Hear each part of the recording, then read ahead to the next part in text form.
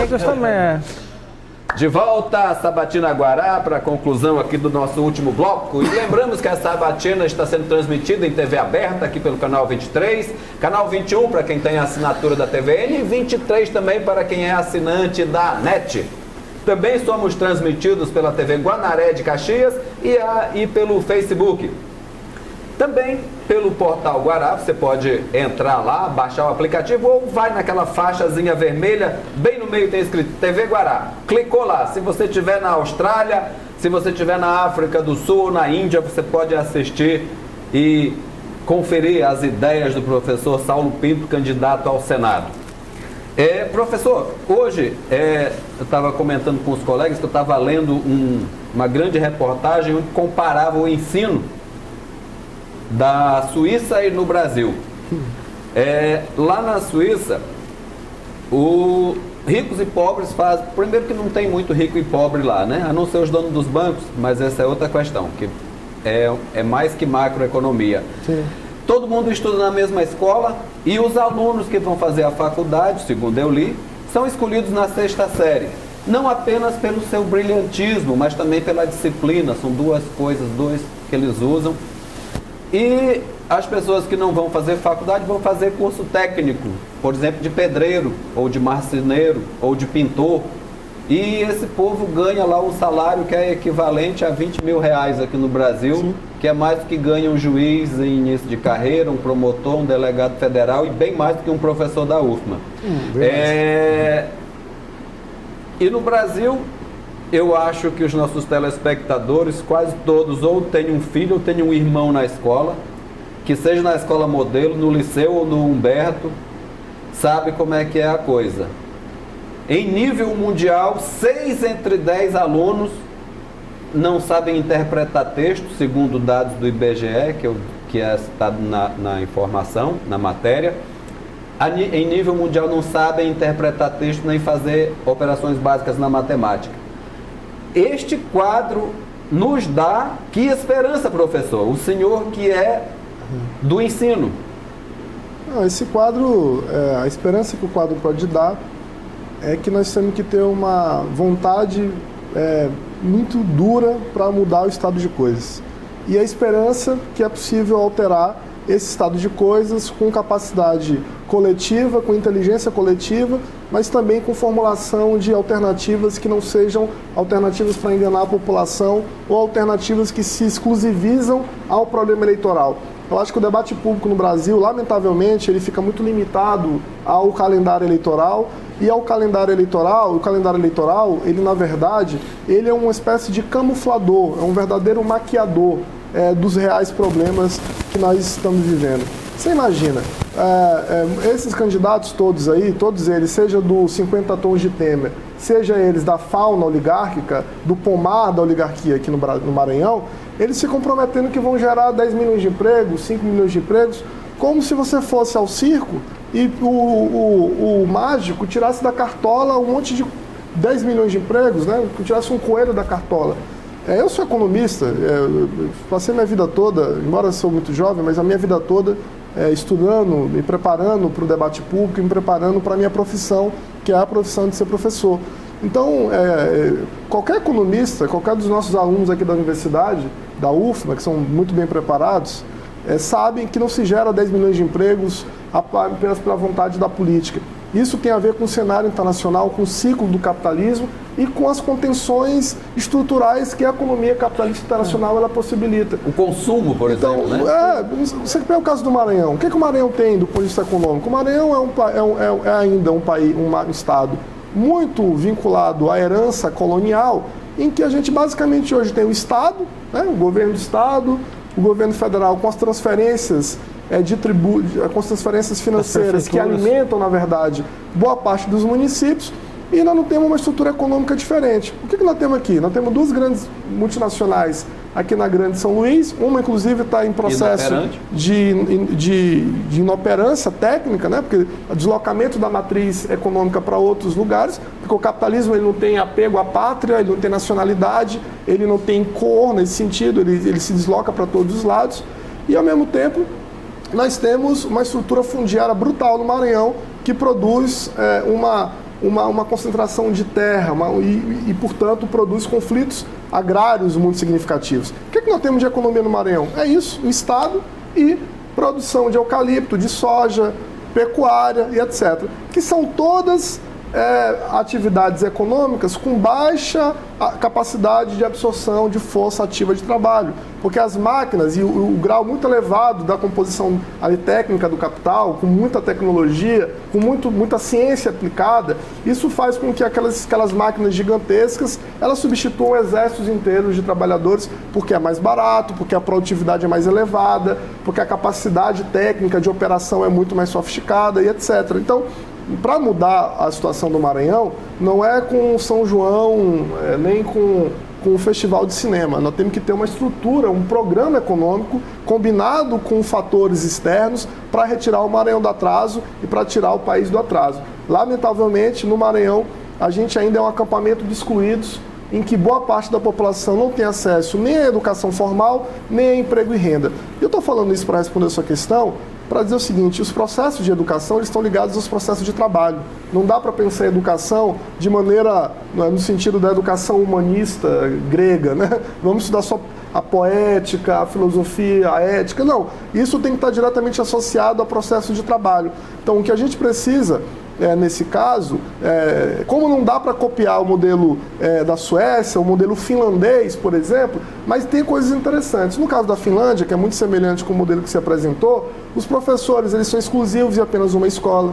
A profissão mais cobiçada na formação educativa durante todos os ciclos é a profissão de professor. Tanto que os melhores professores são aqueles que foram os melhores alunos, porque para ser melhor aluno é a condição indispensável para que ele consiga disputar uma cátedra dentro do magistério da educação básica e da educação superior. Além disso, os professores passam por uma formação continuada rigorosa, os professores têm que ter pós-graduação e têm que ter um salário capaz de garantir a sobrevivência da sua prole, etc. Agora, é claro, você tem um estado de bem-estar social. Você tem uma educação pública, saúde pública, um sistema de seguridade social relativamente equilibrado, uma desigualdade de renda e de riqueza muito pequena comparado, por exemplo, com o Brasil, que é um dos países mais assustadoramente desiguais do mundo. Agora, sem isso falar tem nas a ver condições com geográficas também. Tem os elementos étnicos, da formação do povo, da geografia, da geopolítica. Então não dá para copiar. Agora, o que nós temos que ter no Brasil é o enfrentamento a isso, porque a profissão mais desmoralizada do Brasil é a profissão da educação, é a profissão vinculada à docência. Ontem mesmo, no domingo, você viu um professor do Rio de Janeiro sendo espancado por uma meia dúzia de rapazes que não compreendem o que significa a tarefa do professor. O professor é negro, e é cotidiano, o professor ganha mal. Todo dia tem notícia de professor sofrendo agressão ou verbal ou física. Pois E ainda tem a reforma do ensino médio. E aí tem a reforma do ensino médio que vai acabar... Vamos lembrar que você lembrou, Saldanha? Nós somos contra a reforma do ensino médio. A reforma do ensino médio, ela destrói completamente o currículo básico, porque ela precariza e flexibiliza a manutenção do currículo contínuo, facultando, tirando as formações humanísticas, por exemplo, filosofia, história, colocando aquilo numa espécie de uma grande geleia que cristaliza o conhecimento, desmoraliza a formação. Isso tem efeito sobre a universidade, porque os melhores estudantes não querem mais estudar filosofia ou sociologia e história porque não tem perspectiva de emprego.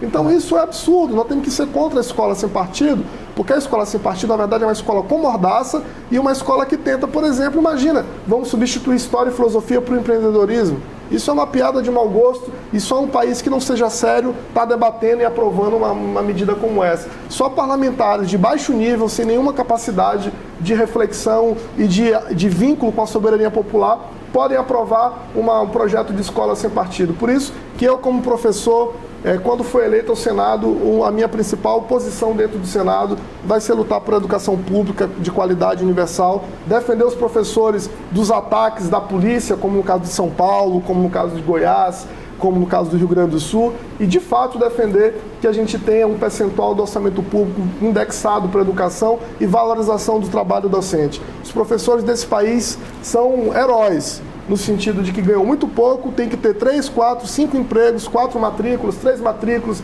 mais uma ou outra na iniciativa privada para poder sobreviver. É inadmissível que nós tenhamos uma tailorização da atividade docente no país, porque os professores precisam ser respeitados e uma nação e um país sério, democrático, que trata os professores como esse país trata os professores, sobretudo a educação básica, não merece a nossa consideração. Candidato, recentemente uma foto sua causou um certo furor, principalmente nas hostes esquerdistas, né? Uma foto sua com o candidato Haddad e também o ex-reitor Natalino Salgado, Sim. que é visto pela esquerda, né, como uma figura de direita.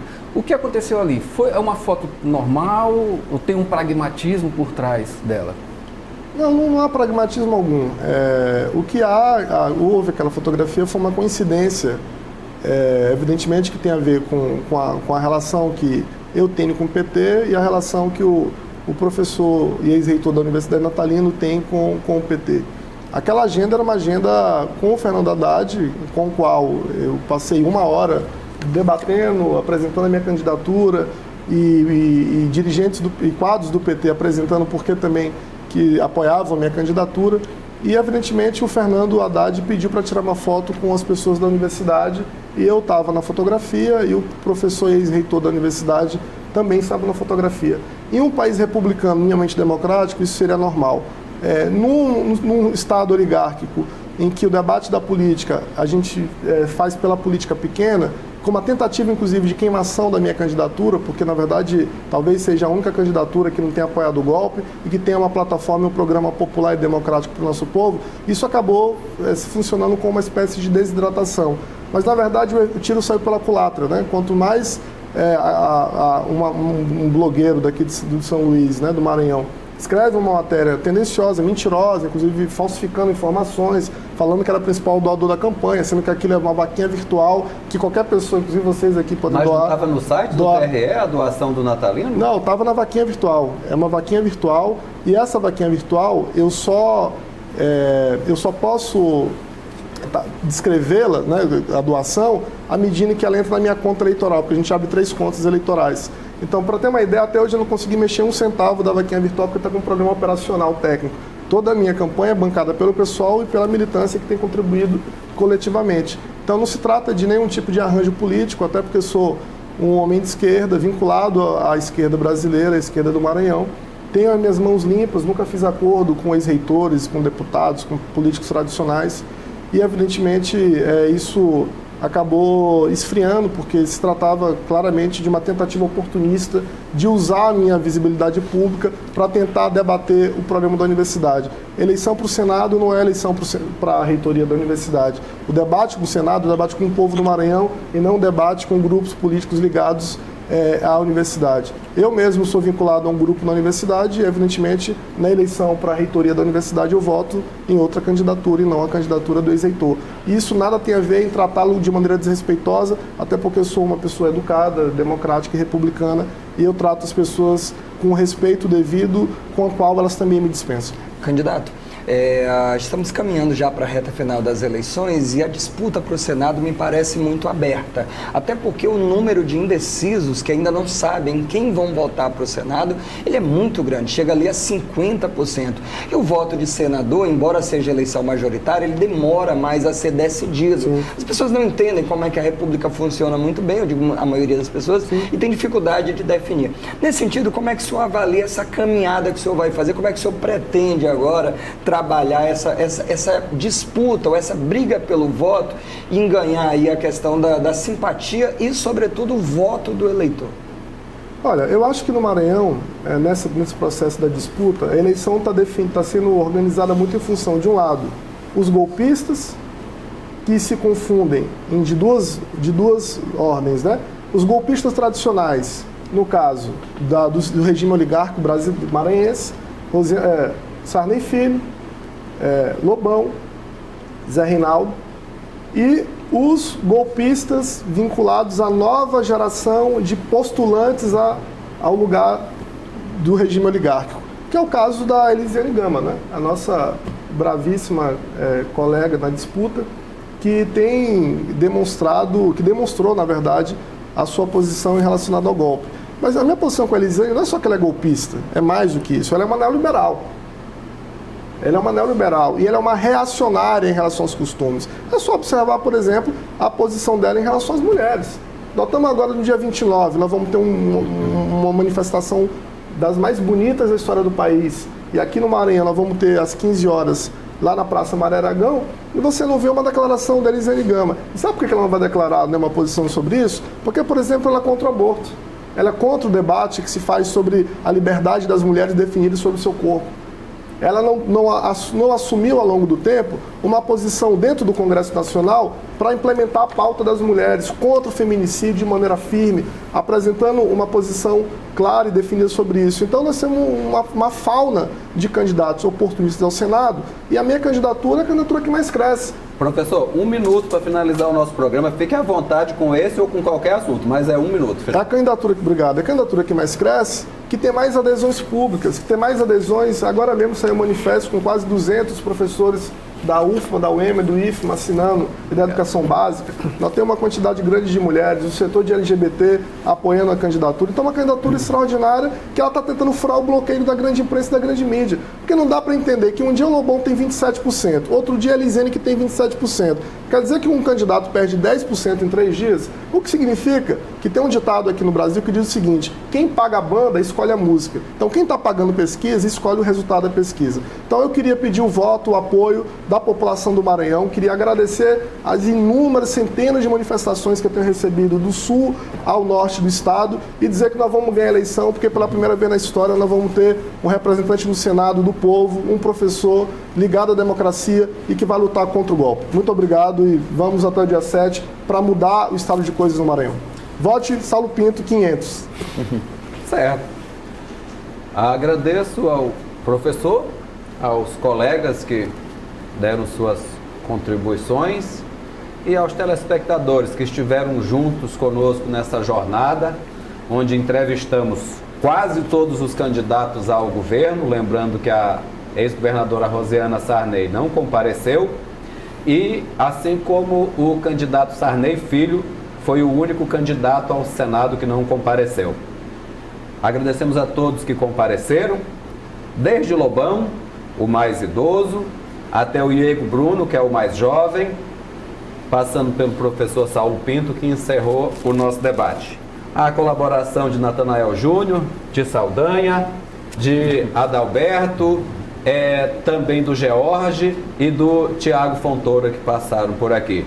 Foi muito bom ter tido a oportunidade de trazer essas pessoas que pretendem, que querem fazer algo pelo Maranhão. E elas vieram aqui tentar dizer o que é que elas podem e querem fazer pelo Maranhão.